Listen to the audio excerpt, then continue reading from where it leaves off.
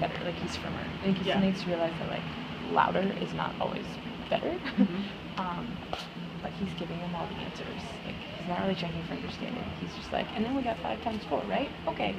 And so he's like not actually like he's doing all the talking, he's doing all the thinking, and he's not checking to make sure everyone understands. And so like I think his exit, he has this false. I don't like his exit data isn't great, and he like it's at like 50%, which like it's not good. Oh yeah, like no, it's good, but like it's not, and like the kids aren't getting it. Half the kids, not half of them, but I saw kids like drawing a circle with equal groups instead of arrays. Like they didn't understand. Like today we're doing arrays. Yep. So I'm really excited because I think I'm really glad that you videotaped it because and Tanisha and I were just checking in and like completely agree in terms of the analysis of his classroom. What I was thinking was in terms of management, like he seems pretty solid. Yeah, he's not giving consequences, but he's definitely firmer.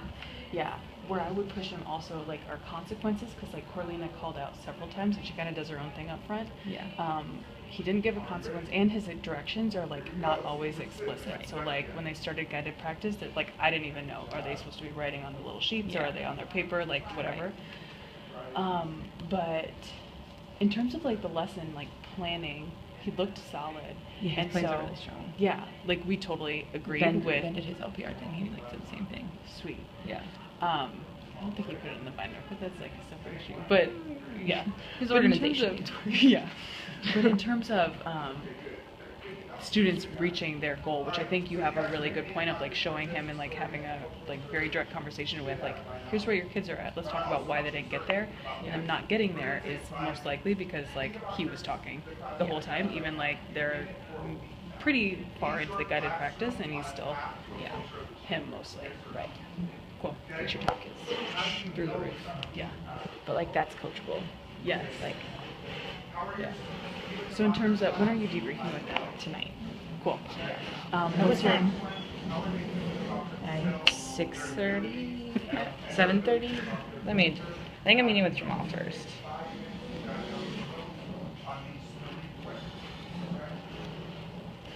Are you showing him the video? I'm going to. Yep. Okay. I think that would be a really 7:30. good way to align with him on like, let's be real about what's happening in the classroom. And like, there's a lot of good things, so definitely point those out, but being really like, let's be real, take a step back, look at the data, look at the video, and then talk about his next steps. Yeah. Because he took that feedback I gave him last time, like, pretty, like, he implemented it, like, right away. He's definitely firmer, like, he's not me. He's like, let's have a fun time, and it's so fun. Yeah. I was like, nope, we're not doing that. Shut that down. Class is not fun. It can be fun, but we're learning. Yeah. So, but, like, I mean, he implemented that pretty well, like, really well. So he's definitely doing better. Just needs to, like, give consequences and be clear. Yeah. I think in terms of progress toward his vision, like, there were some concrete things that he was doing, like on the classwork, having it written, we are confident, we're smart, we're kind. Yeah. Up on the wall, he had a reference to his goal on that whiteboard up front on the right that said like, good morning, math magician. So like using the language, I think he could, and I feel like he's at a place, if like, he seems like he's receptive to feedback, and like you said, he did, pushing him also to think about like, where can I just add in, not so it's overwhelming in terms of feedback, but like, where can I add in like references to math magicians or magicians or specific like components of his vision, so that he's starting to talk more about that, getting kids to start talking more. Okay. And so if you had to, I mean, this is really hard to do, to think about this right now, the student level change against our aspirations for what we would want to see true in a third grade math class anywhere in the country. How would you frame that for Mason? I know you need some think time, so. Yeah, so like I think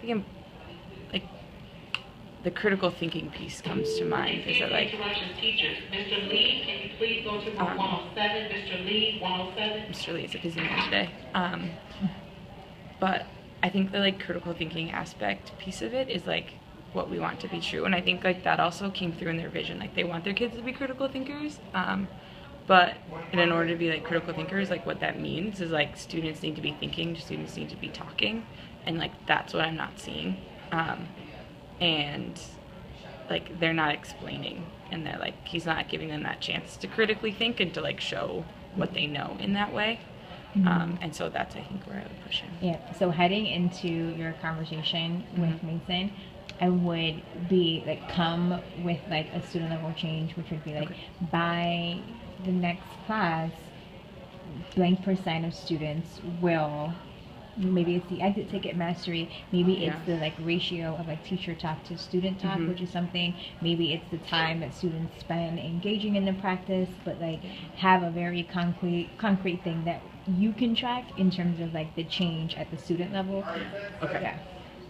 But that, yeah, it sounds good to me. All right, thank you, Mary Claire. Thank you.